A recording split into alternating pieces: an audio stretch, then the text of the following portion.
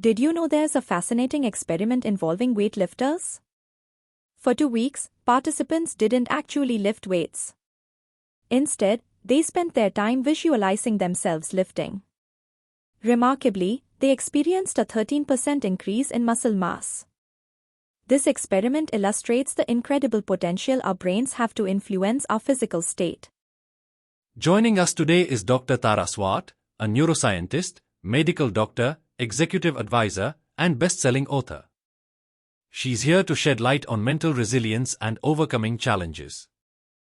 Dr. Swart, can you explain if stress is contagious? Absolutely, stress can indeed be contagious. It's a fascinating area of study. Cortisol, which is the primary stress hormone, has a way of leaking out through our sweat. When someone is stressed, they can unintentionally impact those around them because cortisol particles can transfer from one person to another. This phenomenon means that if you are stressed, it can affect the people in your vicinity, potentially even impacting their stress levels and overall well-being. That's quite intriguing. I've heard that stress isn't only a mental issue but also affects our physical health. Can you elaborate on how stress impacts our body? Certainly. Stress is more than just a mental strain, it has profound physiological effects. When we experience chronic stress, our body produces excessive cortisol. Over time, high cortisol levels can lead to inflammation throughout the body. This inflammation can affect various systems, including the cardiovascular system, increasing the risk of heart disease. Stress can also contribute to abdominal fat accumulation. This type of fat is particularly stubborn and difficult to shed, partly because high cortisol levels make it harder for the body to process fat efficiently. It's fascinating how stress can manifest physically. I've read that the impact of stress might be subjective and influenced by our perception of events. Is that accurate? Yes, stress is highly subjective. It's not just about the external events but how we interpret and react to them. Stress can be categorized into good stress and bad stress. Good stress, or eustress, can be motivating and help us perform better in challenging situations. On the other hand, distress is negative and can be harmful if it persists. The key is that stress is not merely about the situation but how we perceive and handle it. Chronic distress can lead to health problems, especially when it's constant and unmanaged. Stress can be contagious, but how does it spread from one person to another? Stress contagion works similarly to other types of social influence. When someone close to us is stressed, their stress hormones, particularly cortisol, can affect us. For example, if you work closely with someone who is frequently stressed, their cortisol levels can impact your own stress levels, even if you are not directly involved in their stressful situations. This is similar to how emotional contagion works. Emotions like anxiety or joy can spread from one person to another, impacting the emotional climate of a group. That's an interesting historical perspective. How does hormonal synchronization relate to stress contagion? Hormonal synchronization and stress contagion both involve the exchange of biochemical signals between individuals. Just as menstrual cycles can synchronize through hormonal signals, stress hormones like cortisol can influence those around us.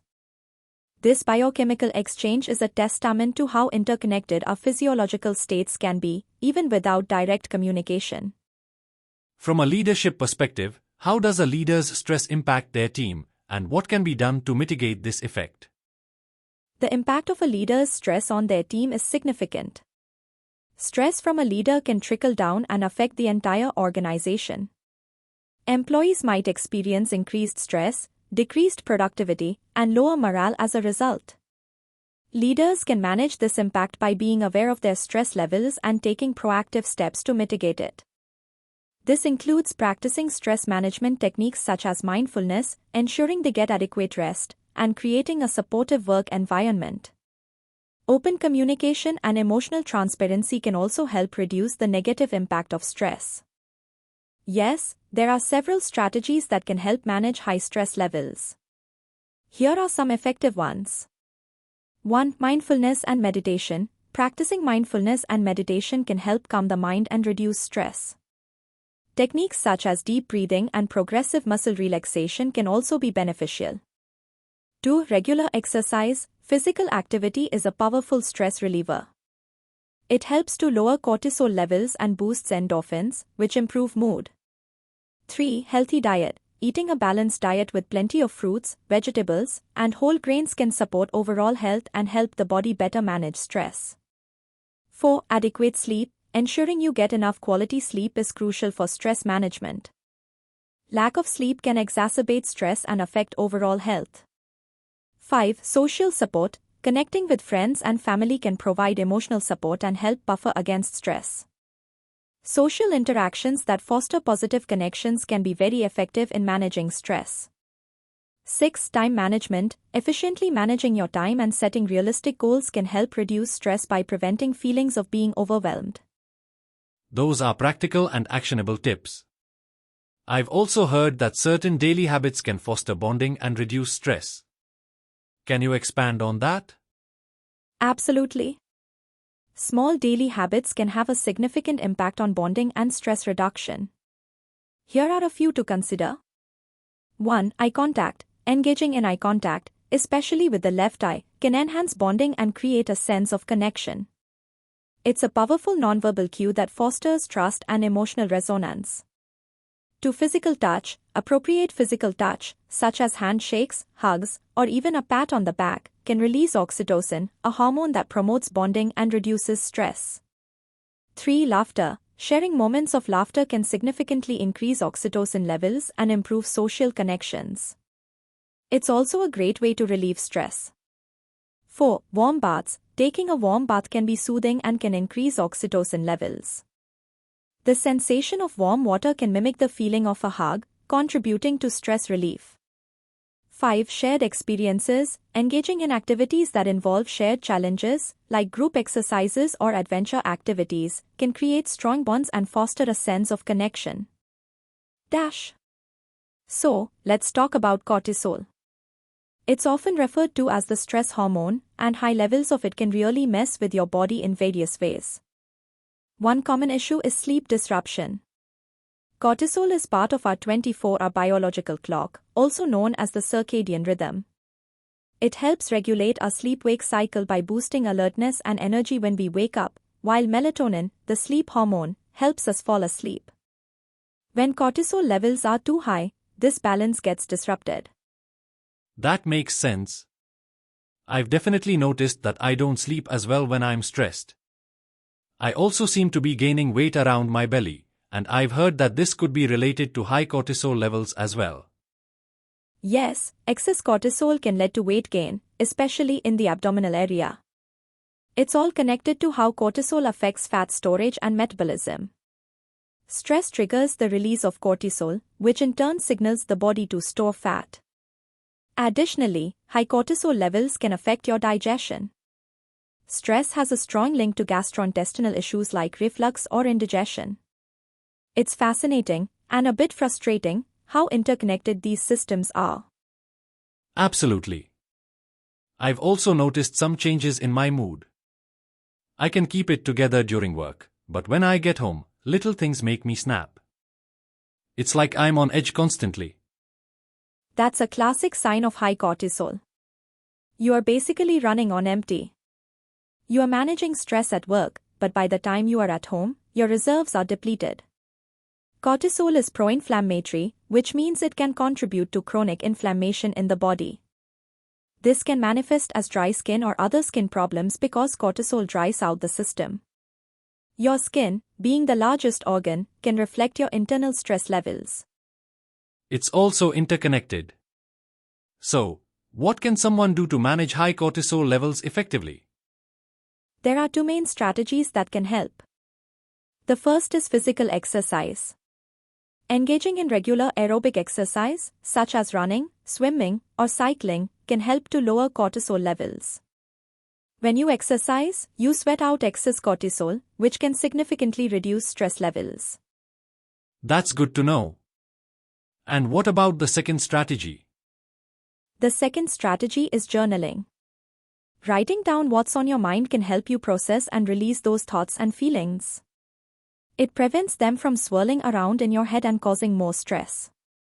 Alternatively, speaking about your stress with a therapist or a trusted friend can also help.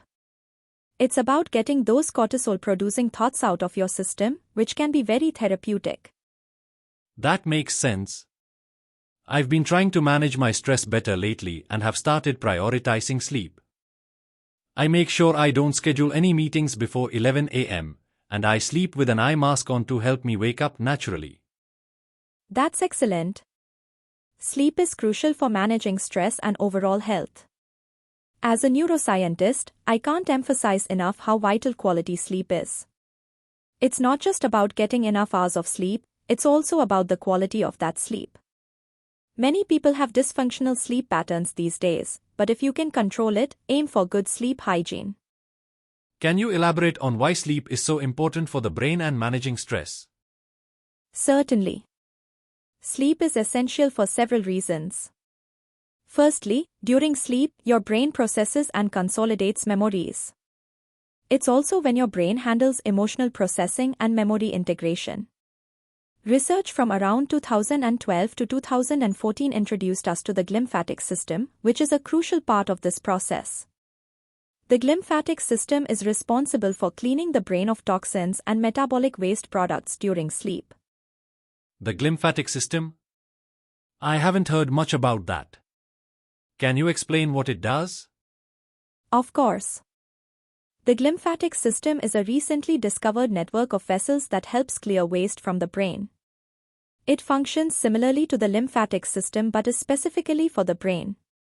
It was previously believed that brain fluid just passively flowed through the brain, but research showed that the system actively flushes out toxins like tau proteins and amyloid plaques. These are linked to neurodegenerative diseases like Alzheimer's and Parkinson's. That's fascinating. So, the cleaning process takes about 7 to 8 hours. Does this mean you need to be in bed for that long? Exactly. To ensure that the glymphatic system can effectively cleanse the brain, you need to be in bed for about 8 to 9 hours. This doesn't mean just lying in bed awake, it means actually sleeping. During this time, your body goes through different sleep cycles approximately every 90 minutes, which is crucial for complete brain detoxification. What if you wake up in the middle of the night? Is there a position you should sleep in to help with this process? Yes, turning onto your side is recommended if you wake up during the night. This position is better for the glymphatic system's cleansing process because it supports optimal drainage from the brain. I use a memory foam pillow from Temple UK that helps me stay on my side comfortably. It's been a game changer for me. Interesting. I'm a side sleeper too, but my girlfriend prefers sleeping on her back. We also have friends who have a sleep divorce situation, where couples sleep in separate rooms. Is there any impact on bonding from sleeping apart? Co-sleeping is deeply rooted in human evolution. Historically, people slept in close proximity for warmth and safety, which also fostered bonding through the release of oxytocin, the bonding hormone. In modern times, co-sleeping can strengthen emotional and spiritual connections. When couples sleep apart, it might affect their emotional intimacy, though there are ways to mitigate this if it's a temporary situation. I've heard that even small gestures can make a difference. You mentioned that you noticed a spike in resilience when your husband gave you a kiss in the morning. Can you elaborate on that? Yes, I use a heart rate variability (HRV) monitor to track my physiological responses. When my husband gave me a kiss in the morning, I saw a noticeable spike in my HRV, indicating increased resilience. HRV measures the variation in time between heartbeats and can indicate how well your body is recovering from stress. Even small positive interactions can impact resilience and overall well-being. That's incredible. I've experienced something similar. My girlfriend said that a kiss and hug in the morning had a profound impact on her mood and even helped with some health issues she was dealing with. I was skeptical, but now I'm starting to see the connection. It's amazing how such interactions can affect our physiology and emotions. While science may not have all the answers, these experiences show that positive connections and gestures can have a meaningful impact on our health and well-being. Absolutely. Speaking of intuition, how do you think it plays into our decision-making? Is there a difference in how men and women perceive intuition? Intuition is a fascinating topic. Generally, women are often perceived as being more in touch with their intuition. This might be due to cultural or social factors, but it's not a universal truth. Intuition involves subconscious processing of accumulated experiences and wisdom, which is stored in the nervous system.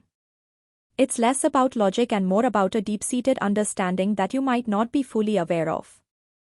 So, intuition is like an accumulated wisdom from our experiences that influences our gut feelings? Exactly. Intuition is informed by experiences and patterns that our brain and nervous system have stored. This wisdom is embedded in our nervous system and can influence our feelings and decisions, even if we are not consciously aware of it. That's really insightful. I've always thought of intuition as something vague and unscientific, but this makes it seem much more grounded. It's indeed grounded in our physiological and neurological processes. The gut, for example, has its own network of neurons and communicates with the brain, which is why we talk about gut instincts. It's a holistic experience that involves both the brain and the gut working together.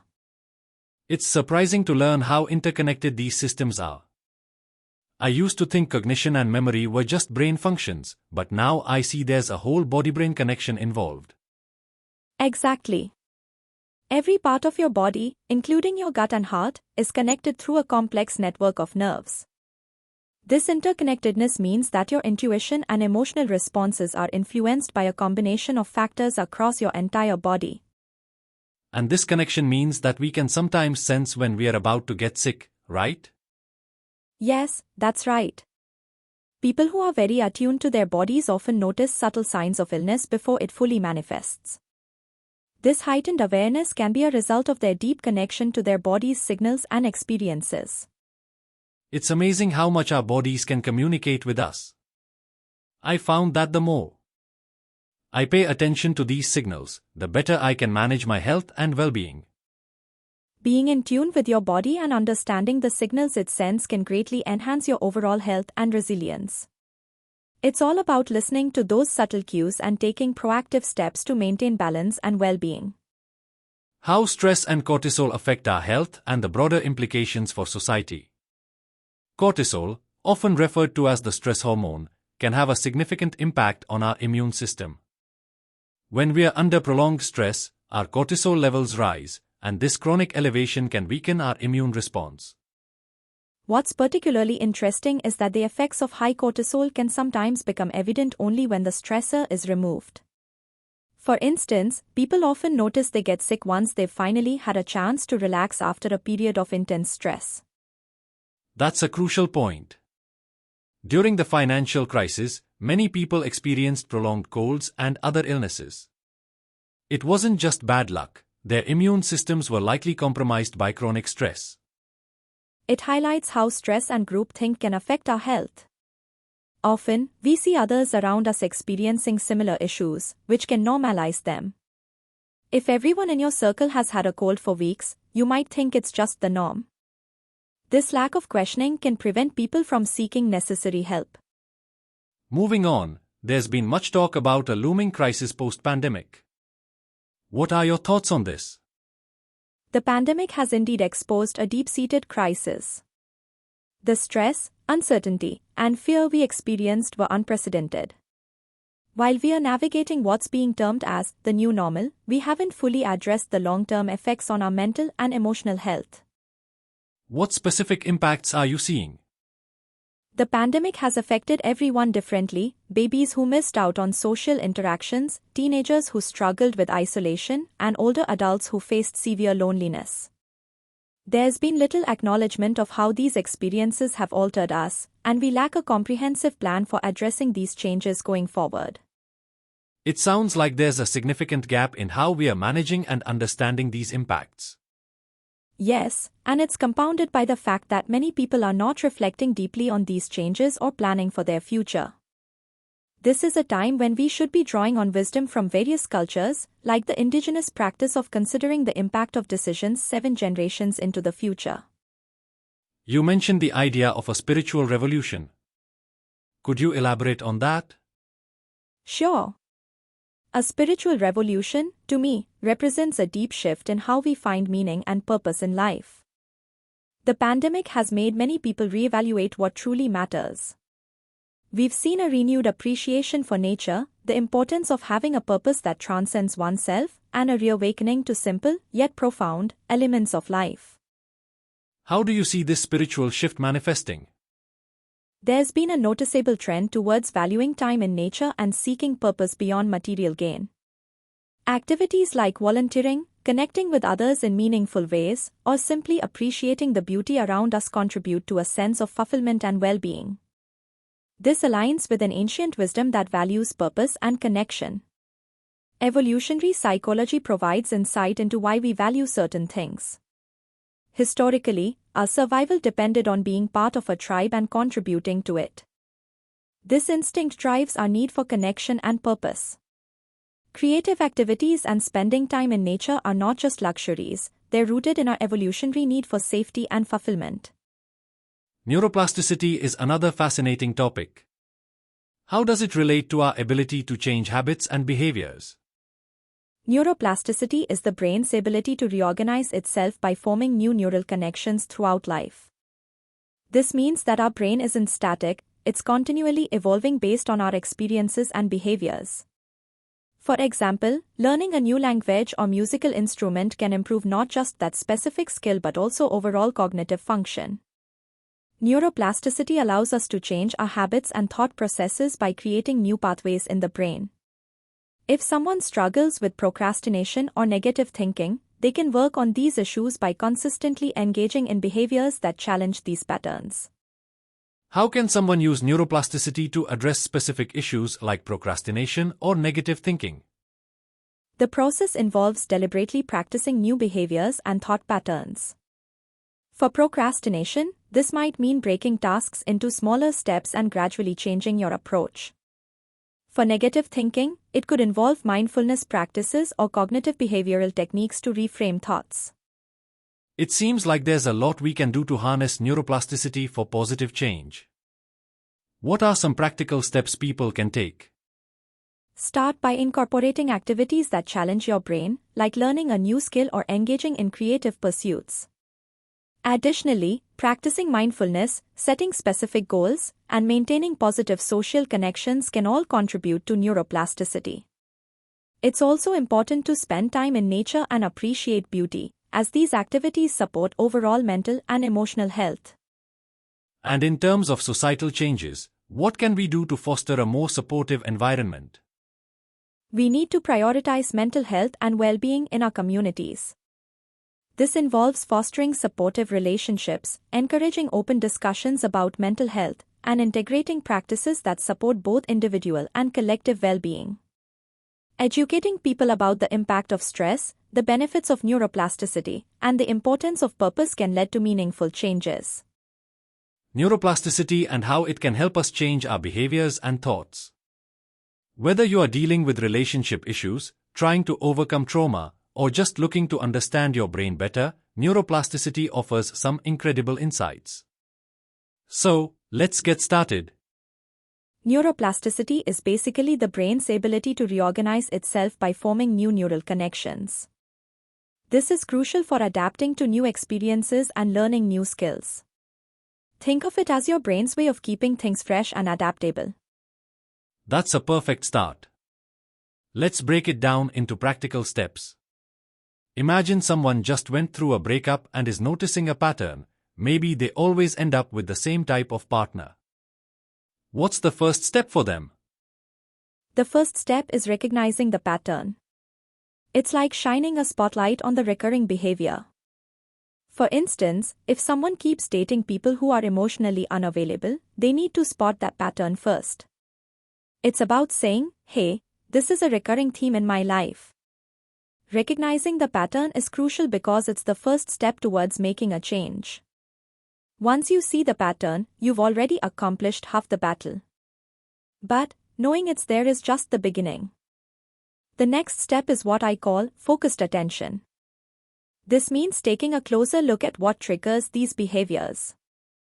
For example, if someone repeatedly dates people who are already in relationships, they should explore what triggers this behavior. Is it a certain type of person, a specific situation, or maybe even an emotion they're trying to avoid? Triggers can be anything from emotional needs, past experiences, or even unconscious beliefs. For example, if someone has a deep-seated belief that they don't deserve a fully available partner, they might unconsciously seek out unavailable partners to reinforce that belief. Below the surface are the beliefs that drive these patterns. It's about digging into what someone believes about themselves that makes these patterns seem acceptable. For instance, if someone believes they're not worthy of a committed relationship, they might settle for less. How can someone start addressing these beliefs? One effective way is through journaling. Writing down experiences and reflecting on them helps in understanding the connection between decisions and their outcomes. By examining these thoughts and feelings, people can start to challenge and change their underlying beliefs. Let's say someone journals about their experiences with dating unavailable partners. They would write about the decision-making process, the triggers, and the consequences of each relationship. By doing this, they can see patterns and connections more clearly, which helps in making more informed decisions in the future. It's piecing together the puzzle of your behaviors and decisions. Once you see the full picture, you can start to make changes more effectively. Now that someone understands their patterns and beliefs, how do they start changing them? This is where deliberate practice comes in. It's about actively working on new behaviors. For example, if someone wants to stop dating unavailable partners, they need to practice saying no to such partners. It's like training your brain to follow a new path. The brain is like a muscle. The more you practice a new behavior, the stronger the new neural pathways become. Over time, these new pathways can become the default way of thinking and acting. There are three main mechanisms of neuroplasticity: myelination, synaptic connections, and neurogenesis. Myelination: this is like adding insulation to a wire to make it more efficient. When you repeatedly practice a behavior, myelin coats the neural pathways, making them faster and more efficient. Synaptic connections: this involves forming new links between neurons. When you learn or practice something new, neurons connect in new ways, creating new pathways. Neurogenesis: this is the creation of new neurons. While it primarily happens in specific brain areas like the hippocampus, it plays a role in learning and adapting to new experiences. That's fascinating. How do these mechanisms impact our ability to change? They allow us to adapt and grow. Myelination makes pathways faster and more efficient, synaptic connections create new pathways, and neurogenesis helps in building new neurons. Together, they support our ability to change behaviors and thoughts. What about deep-seated trauma? Can neuroplasticity help with that? It can, though it might be more challenging. Trauma can create deeply ingrained pathways, making change difficult. However, neuroplasticity shows us that these pathways can be altered with effort and appropriate interventions. Techniques like therapy and mindfulness can help in rewiring these pathways. I've heard about generational and epigenetic trauma. Can you explain these concepts? Generational trauma: this refers to the psychological impact of trauma experienced by one generation on subsequent generations. For example, children of Holocaust survivors may experience heightened anxiety due to their parents' experiences. Epigenetic trauma: this involves changes in gene expression due to external stressors. Stress or trauma experienced by ancestors can influence the stress response systems of future generations. That sounds complex. How does this relate to neuroplasticity? While these concepts deal with inherited trauma, neuroplasticity still plays a role. Understanding that these patterns can be altered with effort and awareness provides a hopeful perspective. By using neuroplasticity techniques, individuals can work on modifying these inherited patterns. How does prenatal stress affect a baby? Prenatal stress can significantly impact a baby's development. High levels of maternal stress, such as chronic anxiety or trauma, can lead to elevated cortisol levels, which cross the placenta and affect the baby. This can influence the baby's stress response system and increase the risk of anxiety or mood disorders later in life. While it's not always possible to avoid stress entirely, managing it through relaxation techniques, a supportive environment, and counseling can improve outcomes for both mother and baby. Understanding this can help in creating a healthier environment for the baby's development. Finally, let's talk about healing from grief. How does neuroplasticity come into play here? Grief is a profound and complex emotion. Processing grief fully is crucial for healing. Neuroplasticity can help by allowing the brain to adapt and rewire in response to the emotional work done during grief. It's important to allow yourself to experience and process all the emotions. Avoiding or glossing over these feelings can lead to unresolved issues later. Support from friends, family, or a therapist can help in navigating this process. And remember, healing doesn't mean forgetting, it means finding a way to move forward while honoring your emotions. I've been reading about how the brain works, especially about neurogenesis and neuroplasticity. It's fascinating how we can grow new brain cells and adapt, even as adults. Can you break it down for me? So, neurogenesis is the process of creating new neurons or brain cells. This happens a lot more in children, where the brain is highly adaptable and growing rapidly. But even in adults, especially around the hippocampus, which is crucial for memory, we still create new neurons. It's just not as prolific as in childhood. For adults, neurogenesis occurs mainly in the hippocampus. While it doesn't happen at the same rate as in children, we still lay down new memories and form new neural connections throughout our lives. Key factors influencing this include physical exercise, diet, and overall lifestyle. Speaking of exercise, I've heard that it has a big impact on this. How does that work? Yes, aerobic exercise is incredibly beneficial for neurogenesis. When you engage in regular aerobic activities, like running or swimming, it helps increase the turnover of brain cells. If you've been inactive for a while and then start exercising, you might experience an even bigger boost in neurogenesis, up to 30% faster cell turnover. Wow, that's motivating. What about other forms of exercise, like weightlifting? Weight training has its benefits for the brain too, but it doesn't boost neurogenesis as much as aerobic exercise. However, it can still be beneficial for cognitive function. For instance, there was an interesting study where participants who visualized lifting weights without actually doing it saw an increase in muscle mass. This underscores the power of mental imagery and intention. That's amazing. So, if you're not physically lifting weights but just visualizing it, you can still see some benefits? Exactly. Visualization can activate the same neural pathways as physical activity. But, of course, combining mental imagery with actual exercise will give you even better results. It's about engaging both the mind and body.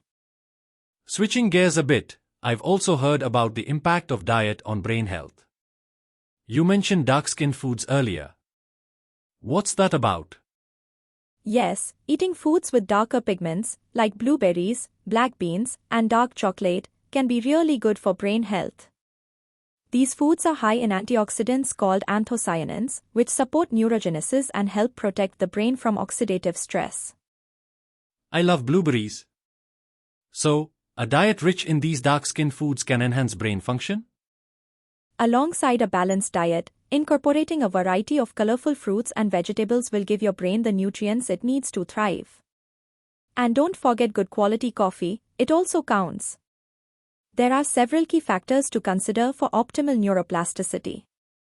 First, make sure you are getting around 8 hours of sleep each night and keeping a consistent sleep schedule. Regular, moderate exercise is also crucial. It doesn't have to be high intensity, gentle aerobic activities are great. What about intermittent fasting? I've heard that can be beneficial too. Yes, intermittent fasting can help regulate blood sugar levels and might contribute to brain health. However, it's important to have the foundational aspects of a healthy lifestyle in place first, like proper sleep, diet, and stress management, before diving into fasting practices. Got it. Now, I'm interested in learning new skills, like a language or a musical instrument. How does this impact neuroplasticity? Learning new skills is fantastic for neuroplasticity. Challenging your brain with new tasks, whether it's learning a new language, picking up a musical instrument, or even DJing, can help establish new neural pathways and improve cognitive function. The key is to keep pushing your brain outside of its comfort zone. That makes sense. What about boosting self-esteem and confidence? Improving self-esteem and confidence often involves addressing negative self-talk. Identifying those recurring negative thoughts and replacing them with positive affirmations can be really powerful. It's about reshaping your self-narrative to be more supportive and encouraging. Does the language we use with ourselves really matter? Absolutely. The language we use can shape our self-perception and influence our behavior. Repeating positive affirmations that align with your goals can gradually rewire your brain and build confidence. It's not just about saying empty phrases but reinforcing what you truly want to embody. I've seen a lot of talk about manifestation. Does that tie into what we are discussing? Yes, manifestation is related to the concept of creating change through thought and action. It's not just about wishing for something but about aligning your actions with your goals. For example, if you want a great relationship, you should first focus on becoming the kind of person who would attract that kind of relationship. So, it's not just about thinking positively but also about being proactive? Exactly. It's about using your thoughts to guide your actions. If you want something, you have to actively work towards it while maintaining a positive mindset. Your brain's belief in your goals can motivate you to take the necessary steps. What about neurodiversity? I've heard mixed things about increasing diagnosis of conditions like ADHD and autism. Neurodiversity encompasses various cognitive differences, including ADHD, autism, dyslexia, and more. Some of the increase in diagnoses can be attributed to better awareness and diagnostic criteria. For instance, conditions that were previously undiagnosed are now being recognized more effectively. So, it might not be just about an increase in prevalence but also about improved recognition? Precisely. Additionally, some people suggest that conditions like autism may represent an evolutionary adaptation to the rapid changes in our environment. The way we interact with technology and our fast-paced lifestyles might influence how we diagnose and understand these conditions. That's really enlightening. It seems like understanding these concepts can have a big impact on how we approach personal growth and brain health. Definitely. Whether it's through exercise, diet, learning new skills, or understanding neurodiversity, it's all about creating the right conditions for your brain to thrive. By addressing various aspects of your life, you can enhance your cognitive function and overall well-being. How ancient cultures understood gender identity and sexual orientation. What did you find in your research? It's remarkable how ahead of their time many ancient cultures were. Indigenous societies often had a holistic and inclusive view of gender and sexual diversity. They recognized and embraced a spectrum of identities, and these were woven into the fabric of their societal roles and spiritual practices. For instance, some Native American cultures revered two-spirit individuals, who embodied both masculine and feminine traits and held special spiritual significance. That's incredibly forward-thinking. It contrasts sharply with the often rigid perspectives we see today. Shifting to a different topic, you mentioned the impact of humming and chanting. Why are these practices significant? Humming and chanting have long been integral to various cultures, from Ayurveda to indigenous practices in the Americas. These activities have been shown to stimulate the vagus nerve, which is crucial for regulating the body's stress response and promoting relaxation. The vibration from humming and chanting may help balance our autonomic nervous system, which in turn supports overall health and well-being. It's a simple yet effective way to manage stress and enhance mental clarity. It's amazing how something so simple can have such a profound impact.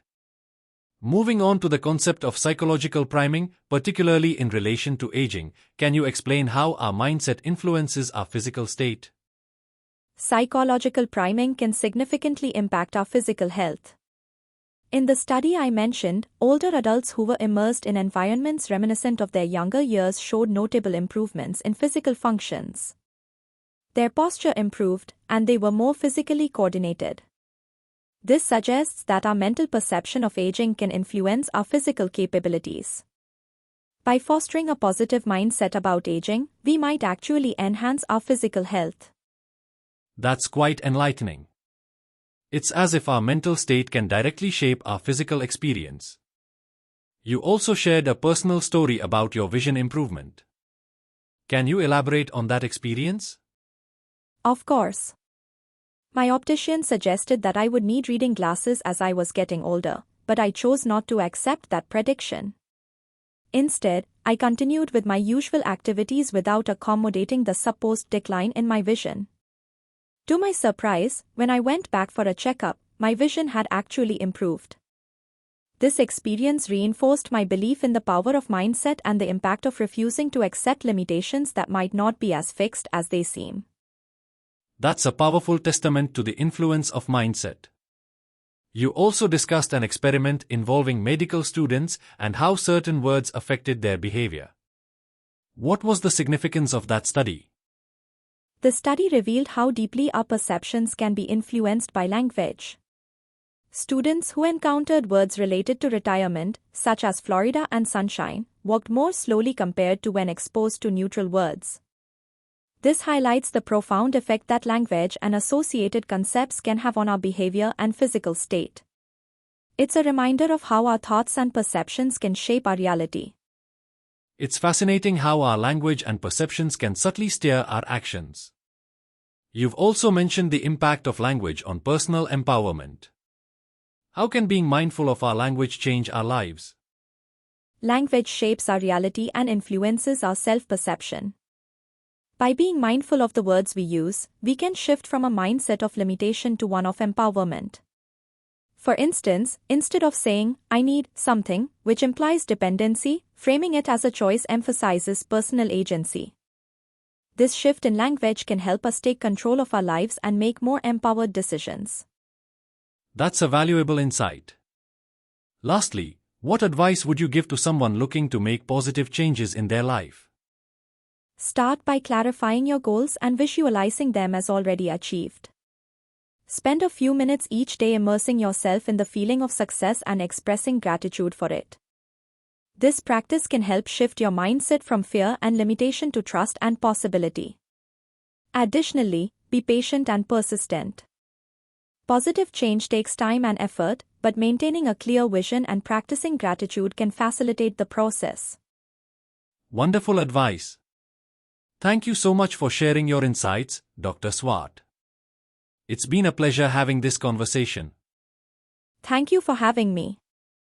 I've enjoyed our discussion and look forward to seeing how these ideas can inspire positive change. Before we end, let's address the question left by our previous guest. What could you choose to change and choose to feel great about? Any thoughts on that? I'd focus on fully embracing my creative potential. It's something I've always wanted to explore more deeply, and stepping into that space would be incredibly fulfilling. That sounds like a wonderful goal. Thank you again, Dr. Swart. And to our listeners, stay tuned for the next episode, where we'll continue exploring intriguing topics. Until then, keep challenging yourself and embracing the potential within you. Thank you. I'm excited for the next conversation. Me too. Take care, everyone.